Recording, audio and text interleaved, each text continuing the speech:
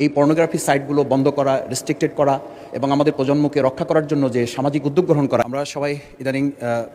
যেটা উপলব্ধি করছি যে মাদক আমাদের সমাজের জন্য যেমন ভয়াবহ, ঠিক পাশাপাশি আমাদের তরুণ প্রজন্ম সহ পর্নোগ্রাফি এক বিরাট ভয়াবহ আসক্তিতে পরিণত হচ্ছে। একই সাথে আমরা স্কুল কলেজগুলোতে যেমন তথ্য প্রযুক্তি সহজলভ্য করার চেষ্টা করছি, ঠিক পাশাপাশি আমরা লক্ষ্য করছি আমাদের সন্তান, আমাদের পরিবারের সদস্যভুক্ত সম্মানিত সদস্যবৃন্দ এবং আমাদের স্কুল কলেজগুলোতে আমাদের সন্তানদেরকে একই সাথে যেমন আমরা তথ্য প্রযুক্তিতে আমরা বলি যে নলেজ ইজ পাওয়ার, এটা ছিল ইনফরমেশন ইজ পাওয়ার, পরবর্তীতে এখন টেকনোলজি ইজ পাওয়ার।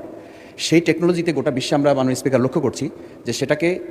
একদিকে স্টেট সিকিউরিটি করা হচ্ছে আর একদিকে সোশ্যাল সিকিউরিটি ডেভেলপমেন্ট করা হচ্ছে, কিন্তু একই সাথে আমাদের দেশে আমরা লক্ষ্য করছি এই পর্নোগ্রাফি সাইটগুলো বন্ধ করা, রেস্ট্রিক্টেড করা এবং আমাদের প্রজন্মকে রক্ষা করার জন্য যে সামাজিক উদ্যোগ গ্রহণ করা, এই ক্ষেত্রে তথ্য প্রযুক্তি মন্ত্রণালয়ের